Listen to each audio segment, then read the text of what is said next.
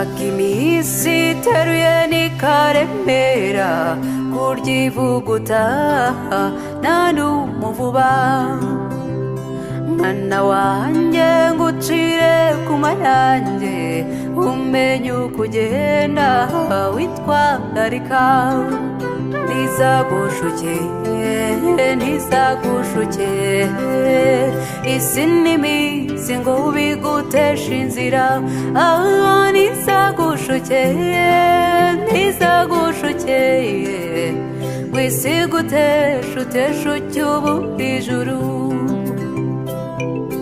none nusekerwa n'iminsi uzashima Imana wibuke n'abarira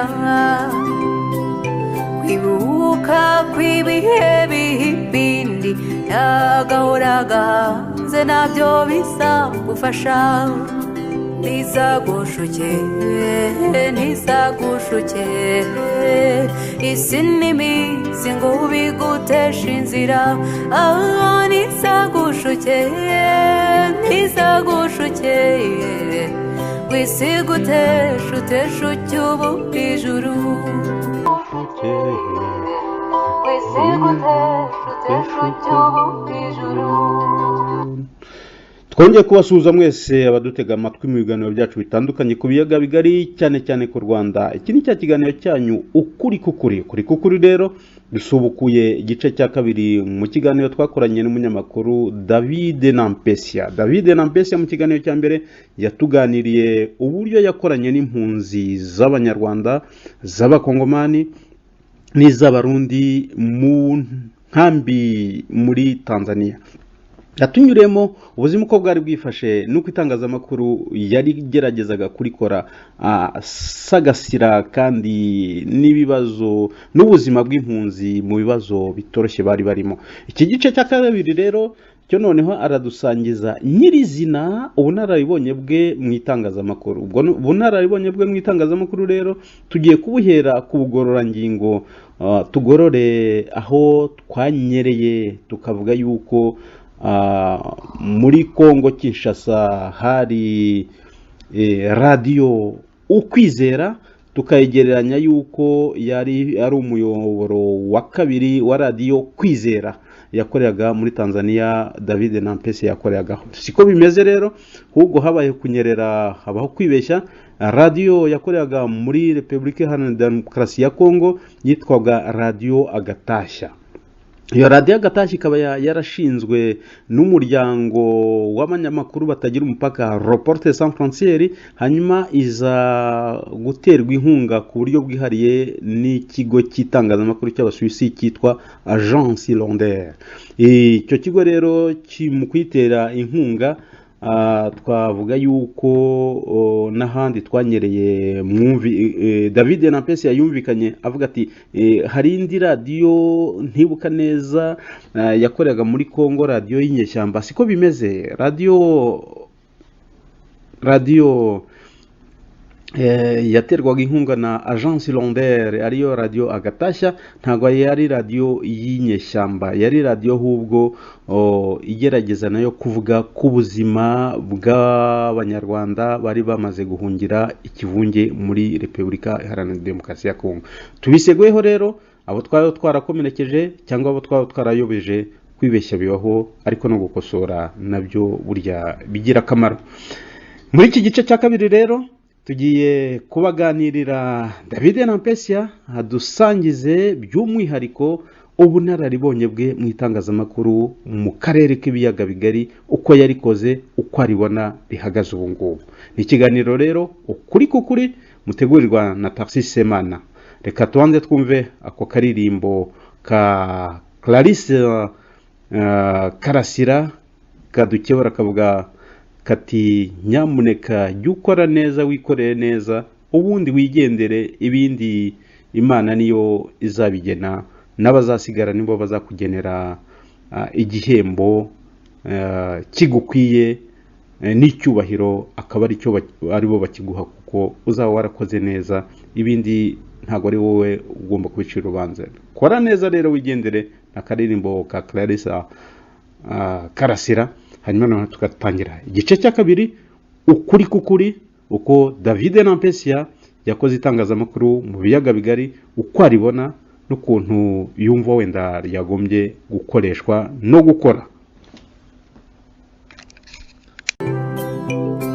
kandi nuhirwa n'urugendo ntuzishongore ngo wishyire hejuru, utazaba nk'uwabonye ishitamba kandi ubwibone n'intambwe isubira inyuma.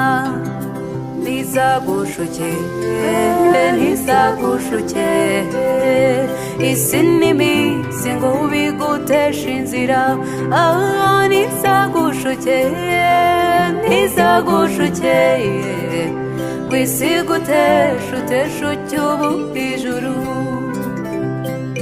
uzashake ubuzima ni byiza uhirimbanire kuba ukomeye, nyamara wibuke inshuti n'umuryango burya gushaka ibi ntibikwibagiza abantu. ntizagushuke ntizagushuke isi n'iminsi ngo biguteshe inzira. ntizagushuke ntizagushuke kwisi gutesha utesha. Ubu tugarutse ku gice cya kabiri. Igice cya kabiri ni ubuzima bwa Eric Nampesia, Eric David Nampesia. Urakoze cyane inshuti yanjye Eric David Nampesia. Hanyuma noneho uvuye kuri radio Kwizera ugiye kuri BBC. Tubwire noneho rero wasanze bimeze gute? Byari koko umwana ukivuka agahita yiruka akambakambye, cyangwa wasanze imikorere itandukanye? Mu by'ukuri novuga ko ndetse akazi kuri BBC mu kwezi kw'icenda 1997 nakoze interview kuri BBC. Hanyuma twara abantu 27 ariko bagenda bagabanuka dusigara turi abantu 5, nanje nkiri muri bamwe ba 5. Hanyuma bari bavuze ko uziga Fransa n'ikirundi n'ikinyarwanda ari added advantage, aribo bafite amahirwe menshi. Bityo biragera dusigaye abantu 5 basanga bose turazi Igiswahili n'icyongereza. Jesa ndabarusha icyonzi kandi gikenewe kuri BBC. Niki rero? Nico urukinyarwanda n'ikirundi ururimi tumwe turavuga. Urabona? Hanyuma ikindi yari experience yo mu karere. Urabona icyo gihe ikibazo cy'impunzi hari ikibazo cy'impunzi gikomeye cyane. Uretse za mpunzi za 59 na za 72 za 94 zabaye nyinshi cyane kujya muri Kongo no muri Tanzania no mu Burundi. N'abandi batariye mu gihugu hagati mu Rwanda. Cyari kibazo cyatumye imiryango mpuzamahanga ireba igikurikiranira hafi cyane. Bityo rero ngiye muri BBC rero 98 mu kwezi kwa mbere. Urabona nawe ibaze kuba wakorera muri radio yumvikanira Ingara gusa muri komini, kujya kuri radio yumvikana kwisi yose ni ibintu bikomeye cyane. Mu minsi ya mbere nakomeje kuvuga mu Giswahili, nyakwigendera Rohanda Ihurume Imana imuhiruko ridashira. Arantelephone Eric, ese ko twagutoye kutaratuzanira amakuru twumve? Kama juu ya twamva muri radio Kwizera ushusha urugamba ko utararushusha hano kuri BBC. Kuki uvuga Igiswahili? Uvuga Igiswahili gusa, amakuru kubanya abigiswahili gusa. Ndahirume itonde. Ndahirume rero na mugenzi ari Yusuf bambere nk'abavyeyi.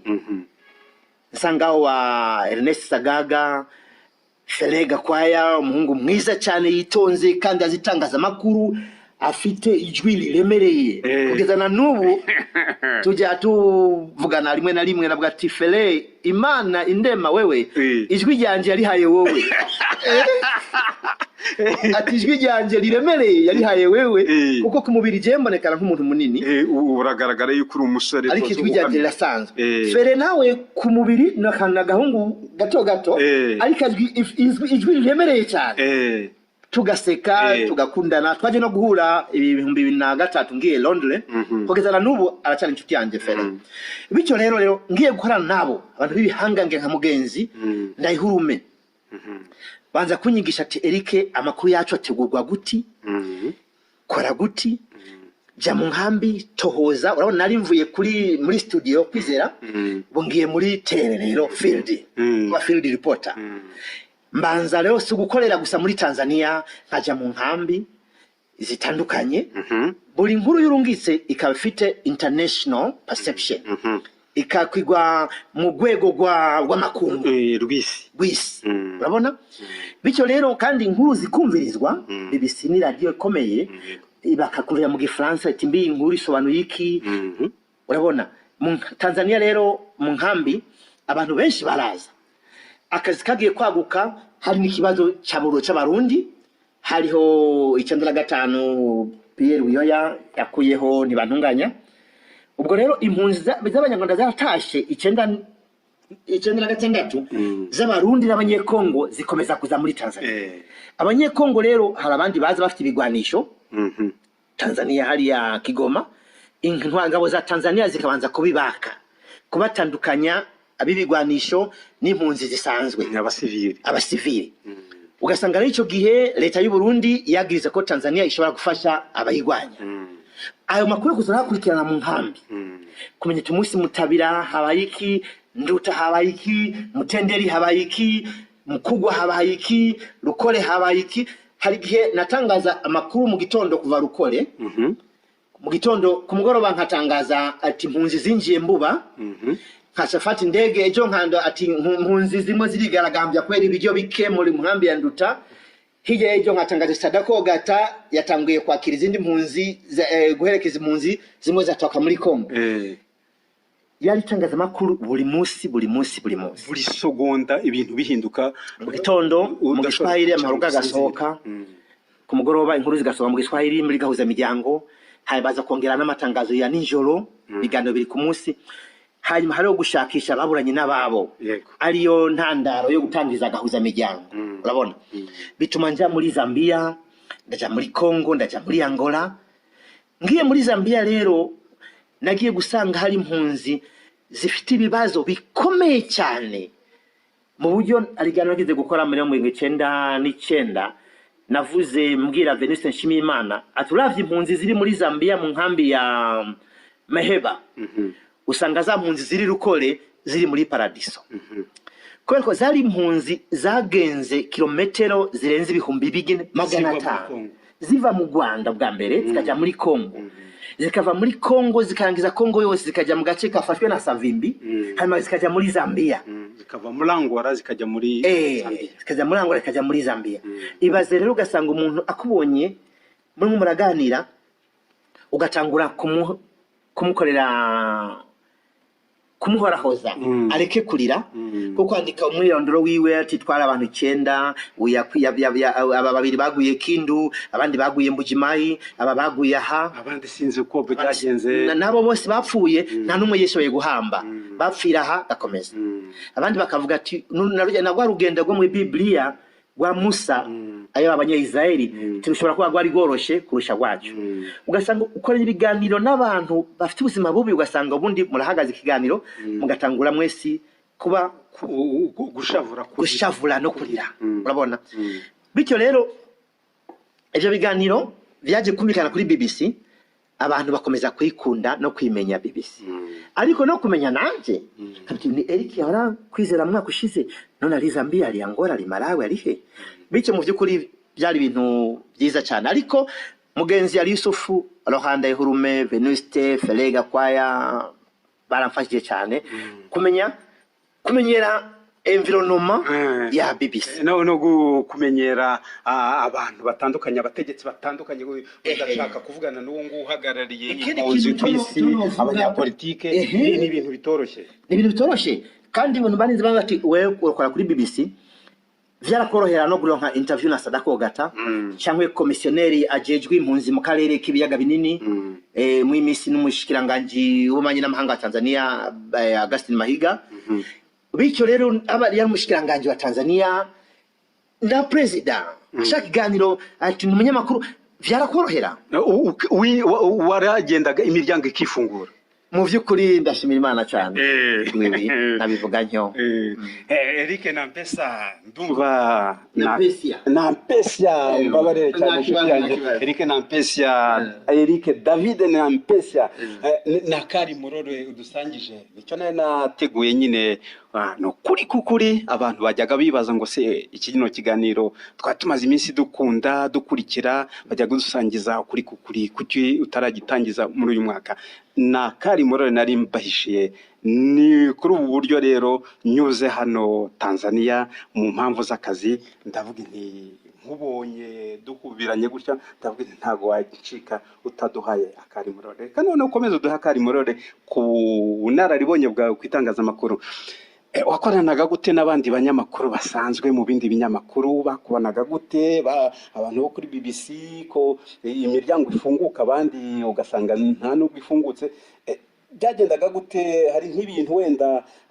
itangazamakuru nkange mu museso i Kigali abakoraga kuri Radio Rwanda cyangwa mu binyamakuru by'imvaho niki hari inkuru batatinya gutangaza kubera yuko babakoresha batabyemera hari nk'abantu bajyaga bakunyura bakavuga ati ino nkuru iwacu kuri televiziyo cyangwa kuri radio ntiyanyuraho reka tuyigusunikire wewe ndababitangaza wakoranaga gute n'abandi banyamakuru muri rusange mu by'ukuri nagerageje kwiyorosha nanje hari amakuru nagenda mbaha ugasanga umuntu ushobora kubona inkuru ariko kayicamwe ibice nka bitatu bitandukanye hanyuma ukayibaza mukuru wanje w'akazi nka mugenzi akambwa ati Eriki yireke mu turujuje ibiganiro iyo nkuru rero ukayiha umunyamakuru w'ikinyamakuru cya Guardian akitohoreza n'abakandika bityo rero nagenda nafashanya n'abandi banyamakuru haje ikindi kikamfasha rero kumenya indimi zitandukanye urabona Icyongereza Igiswahili Ikinyarwanda n'Ikirundi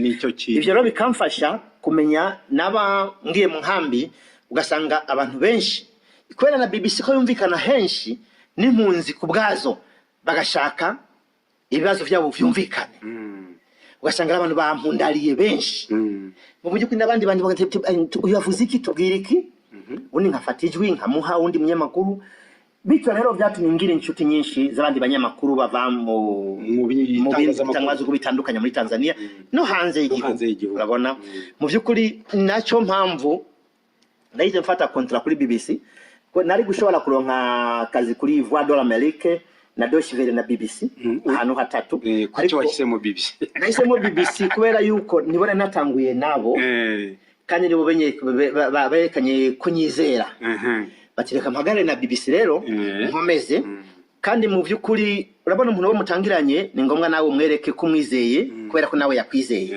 niyo mpamvu rero nabonye BBC ko ntangaza mu Kirundi nkatangaza mu Giswahili buri rimwe na rimwe mu Cyongereza mbona mu by'ukuri reka nkomereza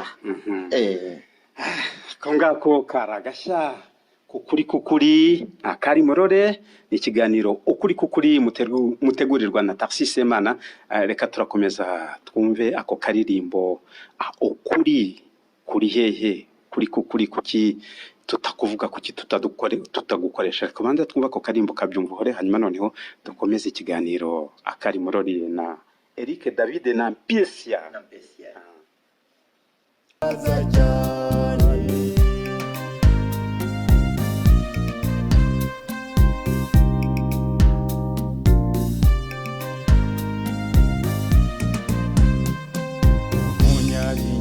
nze mubabwire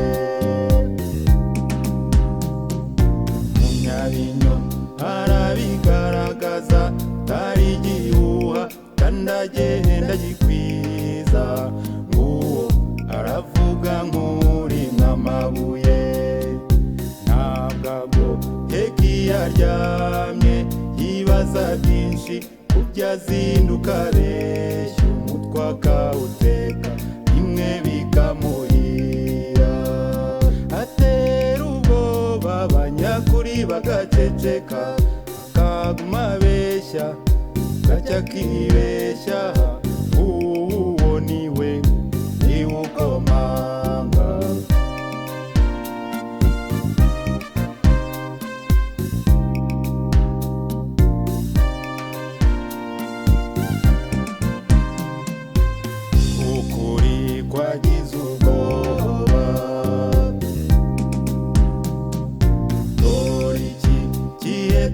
tugezemo muntu yirukanye ukuri kose yakumva ukuvuza ukaba umwanzi oya oya ntabwo bikwiye kwababeshya baturushijwe hejuru tugaceceka ukuri kukajya kwihisha nyamara natwe tubiziho tuyoberwa impamvu tudahuza ukuri ni kumwe si kubi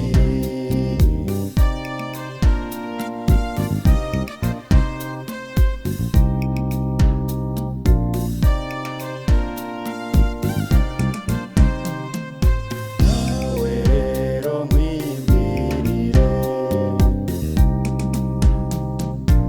erega nibaza kubeshya utagira inkwe shobora kuvuga ukuri kandi agahora guhumeka erega nibaza kubeshye n'ibiganza bitagira inzara bibumbatira isimbi ntugatambuke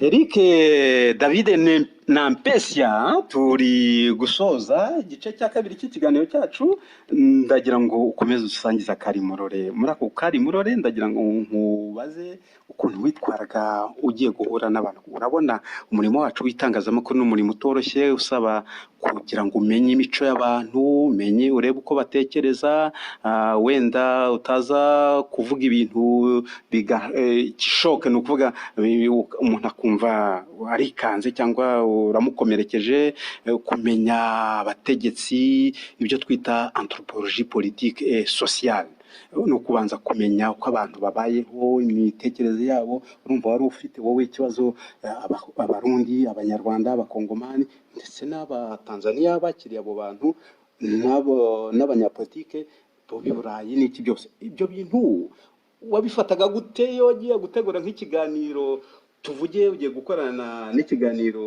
n'impunzi zo muri Kongo wabanzaga gutekereza uburyo uri buvuge ibintu cyangwa byarazaga bikizanuka wabona ibintu bigize ukamenya uburyo uza kugaruka mu nzira ibyo ngibyo anthropologie sociale et culturelle no kuvuga wabyifata amago gute urabona uri umunyamakuru ni ngombwa umenye igiki gikenewe no kuri service yawe ubwo rero wicara watohoje hari igihe hari ibintu biba biri kuri gahunda hari ibiganiro byo kurangisha ababuranye n'ababo iyo ni minota urabizi ariko nk'iyo umuntu arize ushobora nko kubyifatamo gute nk'umuntu arize urabona ubundi we ntukwire kujya kuba uruhande rw'inkuru ariko arize akabaserukira abandi ni ngombwa habaye ikibazo nka gisida ahantu abantu bapfiriye bapfushije abantu kurira n'ikintu gisanzwe ariko urabona ingene style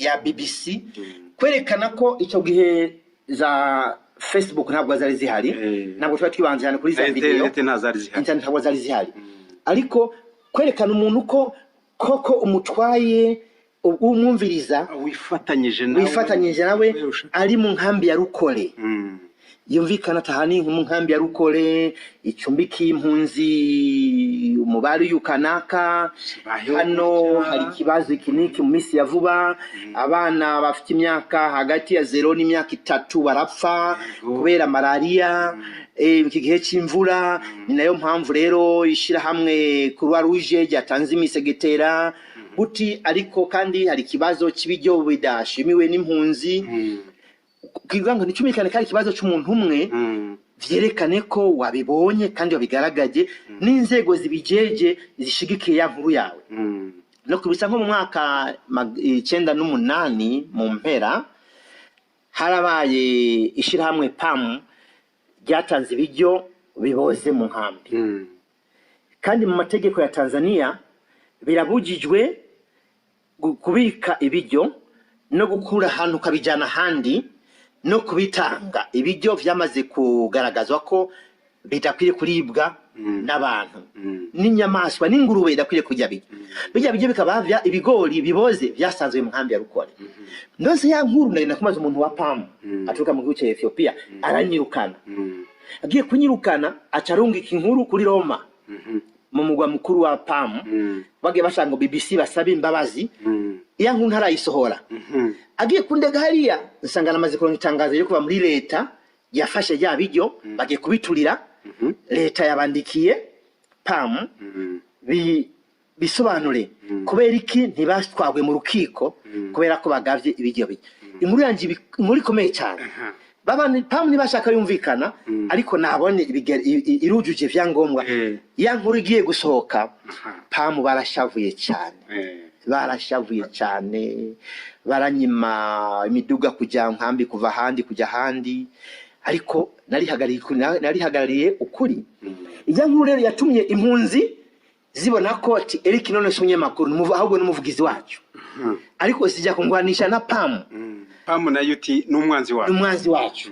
Ariko BBC boss wanje mukuru avuga ati Eric akazi kawe kameze neza, felicitation, big up. Urabona bituma rero bigira imbaraga biguha bitanga n'ikizere. Bityo no gusanga amakuru mwe nayo yari menshi. Ariko kandi hari gihe usanga impunzi zinjiye umubare kanaka. Leta ikavuga ati aba bantu uyu mubare uvuze wakabije hinjiye impunzi 10 gusa, ijana wazibonye he.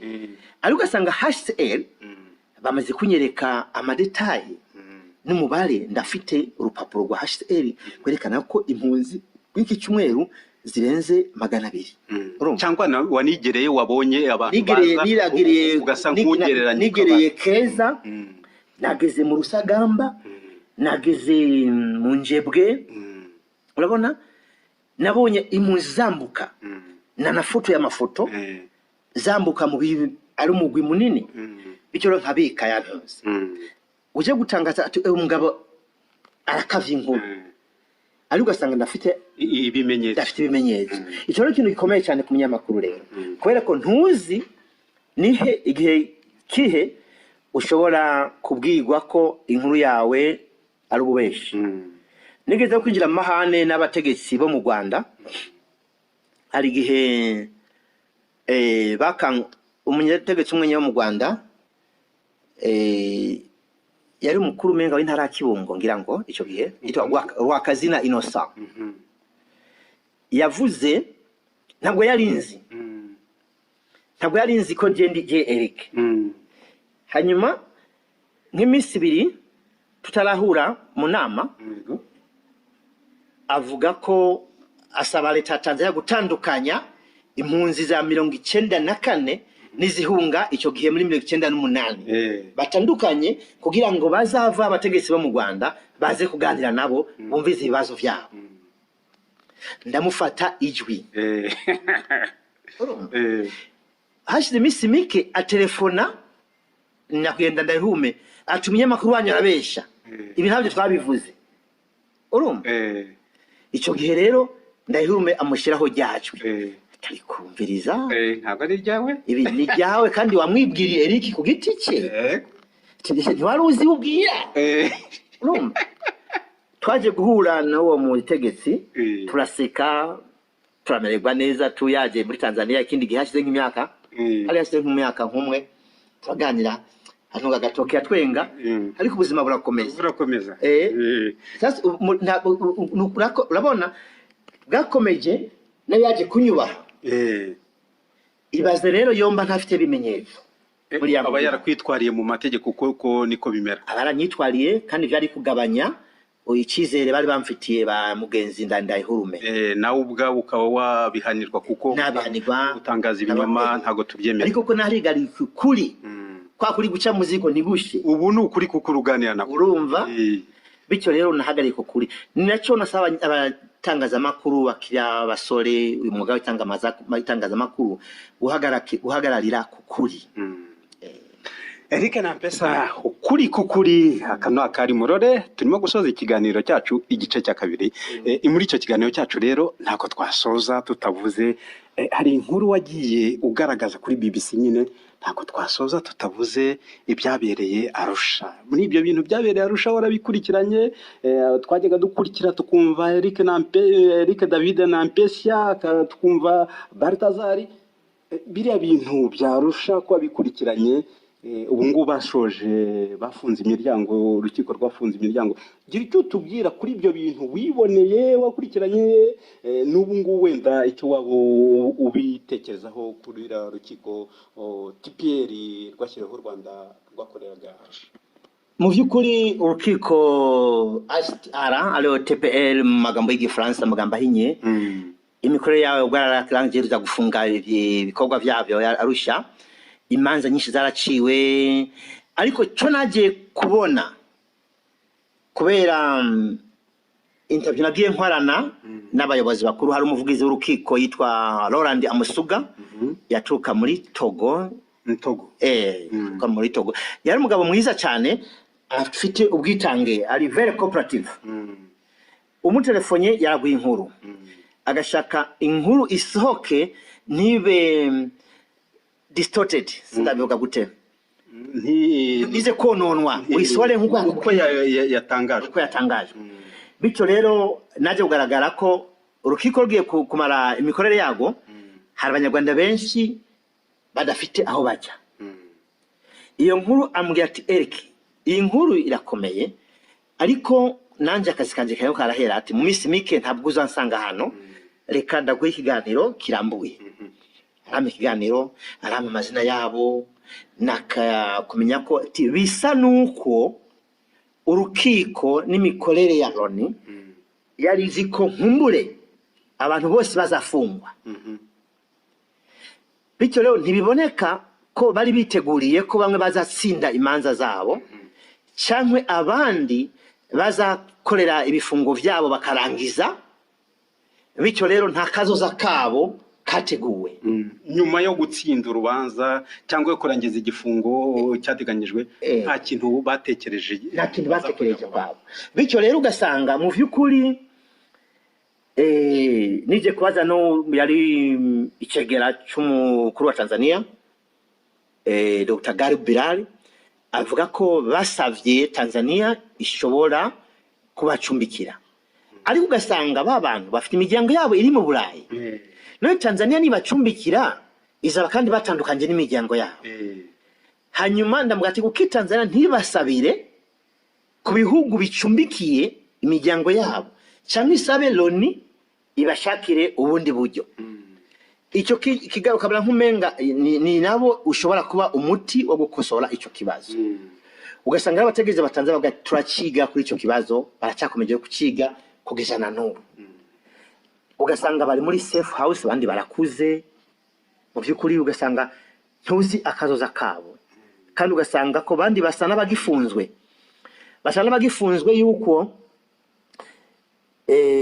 hari bamwe twavuganye nabo bavuga ko aho twari dufunzwe twari tuzi ati mu mwaka wa kanaka nzarekugwa ariko ubu kubera ko atadirante afite na laissez-passer afite nakwiriye no kuronka telefone mobile ya Tanzania ugasanga asa n'ugifunzwe kuko nta burenganzira agifite bimutandukanyije naho yari gereza azikara umufungwa ubu ntibimenyekana ko agifunzwe cyangwa yarikuwe kuko atemerewe kujya ahashaka atemereye guhura n'umuryango wiwe mu by'ukuri icyo kibazo ndabona ko ari kibazo gushikana n'ubu kitararonka inyishu mu by'ukuri Eric David Nampesa nakari muri dusangije kuri icyo kibazo nkeka yuko tuzongera tukakigarukaho wenda tukakwitabaza ukatubwira kari muri uko wabonaga klima uko urubanza rwagendaga ese abo bantu bari bashavuye byari bimeze gute tuzongera tugutelefone noneho ubu ngubu reka duse nkaho dusoza ikiganiro cyacu igice cya kabiri cyo tuzongera tukugarukeho ubu ngubu nuko narinyuze hano nihuta hano Dar es Salaam Tanzania hashyushye hameze neza munyakiriye neza nzagaruka noneho n'ingaruka rwose tujyane naho ngaho Arusha reka noneho mubwire ngo muri iki gice cya kabiri turimo gusoza gira ubutumwa ugeza ku itangazamakuru muri rusange ukurikije uko ritangiye ukurikije uko ribonye ukurikije uko rikorwa ubu ngubu mu bantu batandukanye baba abakorera ibyo bitangazamakuru bikomeye nka BBC, VOA, Ijwi ry'Amerika cyangwa se bakorera kuri za televiziyo z'amareta cyangwa se abikorera ku giti cyabo. Ubutumwa n'ubwo ngubwo tugira ngo ubahe David Nampesia ukurikije experience, ukurikije akari murore wagiye uhura nako n'ibibazo wagiye uhura nabyo mu mikorere yawe. Icyo nashikiriza ku banyamakuru bagenzi banje no ku bategetsi aribo dukesha amakuru kenshi, nashaka gusa twubahane. Twubahane, buri umuntu amenye ko wari we wese afite akamaro muri rusange ahabaye mu gihugu, kandi igihugu ari cyacu twese, ko twuzuzanya. Inkuru igushimishije uyu munsi ishobora kuzagushavuza ejo, nkuko ku munsi washize yigeze kugushimisha uyu munsi kaba itagushimishije rero. Kandi bityo rero twubahane, kuko umunyamakuru ni umunyamakuru tu, azakomeza kuba umunyamakuru. Nawe umutegetsi uzaba umutegetsi, ariko ntibakadukoreshe mu gihe bashaka inkuru zabo, inyungu barekadukoreshe ku nyungu zabo. Ariko natwe ntitukabemerere badukoresha, natwe kandi ntitukabemerere gukoreshwa. Hari umunyamakuru wo muri Kenya mu kinyamakuru yerekanye abanyamakuru basa nk'abarigata ibirato by'abategetsi. Urabona mw'iyi minsi ya vuba hari abanyamakuru benshi wagiye usanga bava mu nyamakuru bagenda kuba abapolitisiya. Hari umunyamakuru wo mu gihugu cya Sudani y'Amajyepfo yambwiye ati sinshobora kuzagenda kuba umutegetsi na rimwe, nzakomeza kuba umunyamakuru tu. Ariko mwe nabo usanga ari bake, kubera ko mw'iyi minsi usanga abantu agenda mu bunyamakuru kugira ngo amenyekane acajya kuba umunyapolitiki. Bityo rero usanga kenshi na kenshi umunyamakuru biragoye kuba umunyapolitiki, hanyuma ukagenda gukosora bimwe vyo wamye guhagararira mu vyamye ukosora, n'abantu bacaye kugutandukanya ati uyu ni Eric, uyu ni Tarcisse. Biratambira ni ikintu gikomeye cyane, ni ikintu gikomeye. Eric na David Nampesia, reka nkubaze ugereranyije itangazamakuru muri rusange hano muri Tanzania uko warikoze icyo gihe, uko ngubu rihagaze, ukagereranya nuko ukurikira umunyamakuru nyine mu Rwanda, uko mu gihe cyacu twarikoraga no ku wenda ibintu bihagaze muri Kongo wenda ni kure cyane, ariko nabyo urabikurikira ndabizi, ukagereranya i Burundi no muri Kenya. Tubwire muri make kubona ishusho y'itangazamakuru mu karere k'ibiyaga bigari. Ubona hano muri Tanzania muri sanzwe mu itangazamakuru byaba byarasubiye inyuma, byaba biri ku murongo mwiza ugereranyije n'ibindi bihugu. Utubwire uko wowe nk'umunyamakuru ukubona ishusho y'itangazamakuru mu karere k'ibiyaga bigari. Burya ugerageje kubaza abari ku butegetsi bakubwira ko itangazamakuru ririsanzuye cyane kubera ibinyamakuru byinshi. Ariko mu by'ukuri cyane cyane muri iyi minsi abanyamakuru bari mu kibazo gikomeye cyane kurusha iyindi minsi yashize. Navuga ko urabona abanyamakuru muri iyi minsi barakubitwa na polisi, barafungwa. Amategeko y'itangazamakuru akomeza kuba akomeye, nturonka cyo ushaka kuronka imibare. Hari amategeko yashizweho ku mibare, ni ngombwa imibare itangwe na kanaka kugira ngo uronke imibare y'abantu bishwe na malaria. Biragoye kurusha kusaba visa yo kujya muri Amerika, kugira ngo ugire access ku nkuru, ugeraho inkuru yabereye. Harimo inzitizi zikomeye hano muri Tanzania. Biragoye n'abantu bundi gusaba visa kujya muri Amerika, ni ikintu kigoye cyane. Ariko muri minsi kuronka amakuru y'imvaho ku munyamakuru wakoze investigative journalism biragoye. Mitende gusanga kuronka visa yo muri Amerika byoroshye kurusha kuronka imibare y'abantu mumbure bishwe, abantu batwaye inda bakiri bato, baraniwe kujya mu mashuri, kubera ko ari ibintu bikomeye cyane. Leta yashizeho amategeko akomeye kuronka ibintu nk'ibi. utunyuremo mu ncamake hano muri Tanzania none ugeranyije mu karere k'ibiyaga bigari ahandi ukurikirana i Burundi mu Rwanda waba ufite nk'indi shusho cyangwa muri Tanzania muri Kenya cyangwa urashaka kwibanda gusa ku gihugu cyawe mvuze Tanzania kubera ko niho nakoreye ariko naragize ko no muri Zambia ndakoze ko muri Afrika y'Epfo no mu Rwanda rimwe urabona muri Uganda muri Kenya uhuye n'abanyamakuru bagenzi bacu usanga mwese bazo bikomeye ahubwo bisha nibigenda bisa urabona nko mu minsi ya vuba BBC aho nakoze imyaka itari mike mu minsi nabwo icumvikana mu Rwanda ntabwo mu Burundi nta ubizi mu minsi zoza muri Tanzania nta ubizi bityo rero ugasanga ni ya radio yari komeye cyane kandi yakundwa na benshi ariko buryo uganiye n'abantu bavuga ati radio twarayikunda cyane turayikunda no muri internet twikurikiranye wibagije rero ni kubera ikitumvikana umunyapolitiki gusa niyo yakubwira urabona ni kubera iki urabona nta muntu afite inyishu igaragara koko kubera iki ariko no kubera kusanga itangazamakuru rifite inzitizi nyinshi muri iyi minsi.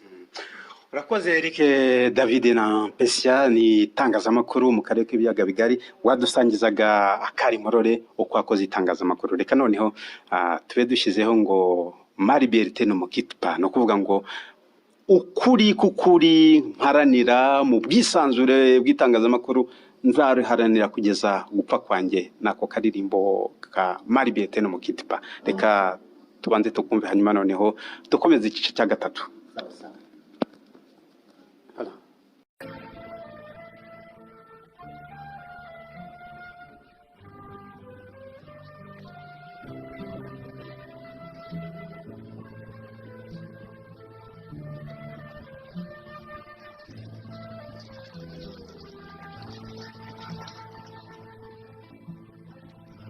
Ça fait longtemps je t'ai gardé une pauvre rêve. La liberté c'est toi qui m'as aidé à la vie les hommes. Pour aller le point pour aller jusqu'au bout des chemins de fortune. Pour qu'il y ait le vent, une rose ruban sur un rideau de lune. La liberté devant tes volontés, mon âme était soumise. La liberté, je t'avais tout donné, ma dernière chemise. Et combien je souffrais pour pouvoir satisfaire tes moindres exigences. J'ai changé mon pays, j'ai perdu mes amis pour gagner ta confiance. La liberté, tu as su désormais dans mes habitudes. La liberté, toi qui m'as fait aimer, même la solitude. Toi qui m'as fait sourire, en revoyant vivre une belle aventure. Toi qui m'as protégé, quand j'allais me cacher pour soigner mes blessures. Pourtant je t'ai quitté, les nuits les sombres, j'ai déserté les chemins écartés que nous suivions ensemble. Lorsque semble nous fier, les pieds étoilés, me suivent de son cœur. Et le destin nous court, une prison d'amour et sa gueule joyeuse.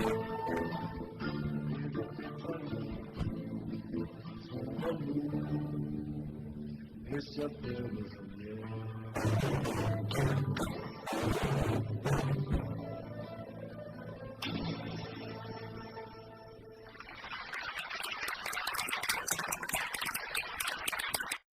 nkashaka kuguhunga kukankurikirana ati warankurikiranye wowe bwisanzure bw'ibitekerezo bwanjye, uramperekeza mu ijoro ry'umwijima w'icuraburindi, uramperekeza ati none ntago nzagutererana, nanjye ndagukurikira ukuri kukuri, ndagushakashaka mu kuri, ndagukurikiza n'abandi, ndaguhamagarira abandi bagukurikira. Nako karirimbo ka Nanamuskro turangirijeho kino kiganiro, kino gice cya kabiri twakoranye ku kiganiro twakoranye na David Nampesia. David Nampesia rero akaba ari umunyamakuru wakoze kuri radio Kwizera, hanyuma akaza no gukora kuri radio BBC. Mu kiganiro cya gatatu tuzakorana nawe, azatubwira uburyo abona na politike mu karere k'ibiyaga bigari. Ni umunyamakuru rero David Nampesia. Ni akazi katoroshye ko kureba, ko gukora, ko kumva, ko kwitegereza, no kuvuga ibintu utabigoretse kandi utabinyuze ku ruhande. Ni umurimo utoroshye rero. Reka turangirize kuri aka karirimbo, ducumbikira ahangaha turangize kuri aka karirimbo umurunga w'iminsi, aba ariko karimbo tuvuga ngo abifuza gukora itangazamakuru, abifuza gukora umurimo wa politike, abifuza gukora n'indi mirimo yose y'ubuzima bw'igihugu, mumenye n'umurunga w'iminsi. Mwana wanjye rero, nkuraze umurimo, icyo ukora cyose ugikore ubivanye ku mutima kandi ushishikaye. Umurunga w'iminsi rero niho twambukiye dutegura ikiganiro cya gatatu tuzumva ubutaha kuri politike ku biyaga bigari uko David Nampesia abibona. Cyari ikiganiro rero mutegurwa na Tarsis Semana, ukuri kukuri, kubagezaho ukuri kubivugwa, ukuri kubyandikwa, ukuri kuby'abantu bibonera. N'ukuri kukuri rero naho utaha.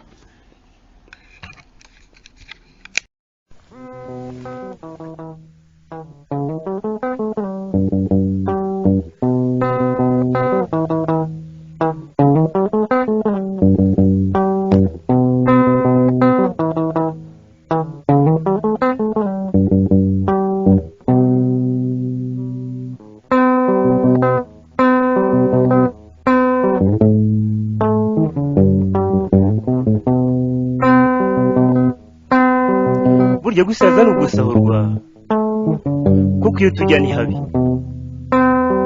Nari iyi minsi ndayiyongeza sigara nyitera inyoni ziguruka, none iranzi iranyigabije, iranyiganze yo gapfusha. Kirori kibondo cyanjye igira hino nkuraga intwaro, nitwaje iki gihe cyose ibihe bibi byose nkabyirenza. Uyitwaje azira kuneshwa, utayitunze azira kuramba. Iyo ntwaro ishimika iminsi nta yindi shaho ni umurimo.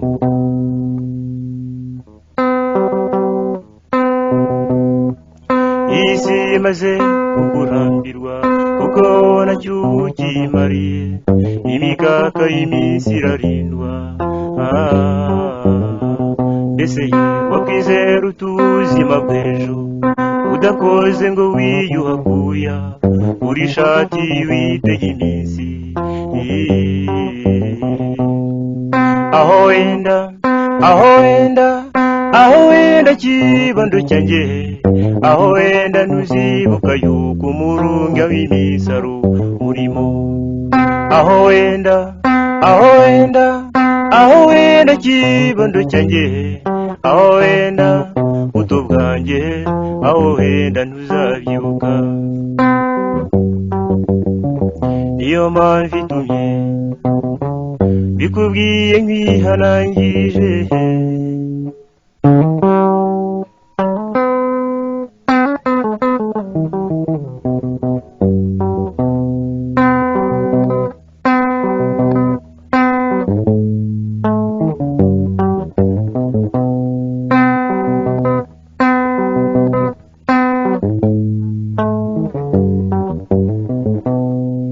Ntugaburwe n'ibyo hanze, ibi bizanwa n'abagenzi, ngo bigutwara umutima wawe, bikwibagiza umurimo.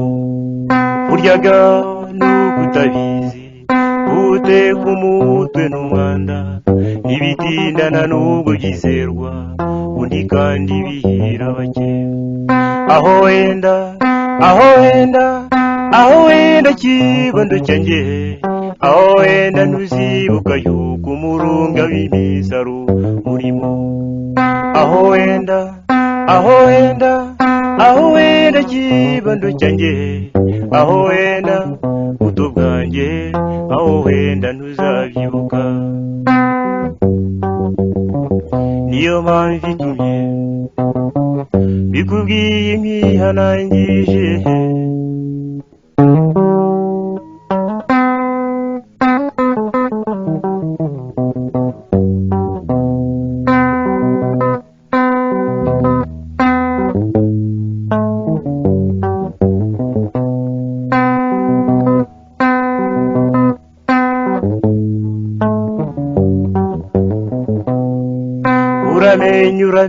uramenye utazazira iyo mikaka irwa bagifite ubukaka cyana wo mu kigero cyawe uramenye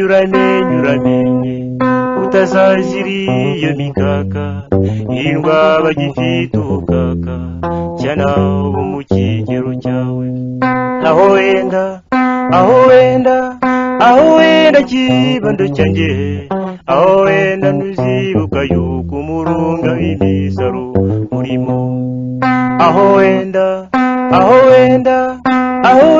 kibondo cyanjye aho wenda buto bwanjye aho wenda ntuzabyibuka niyo mpamvu itumye bikubwiye nk'ihanangije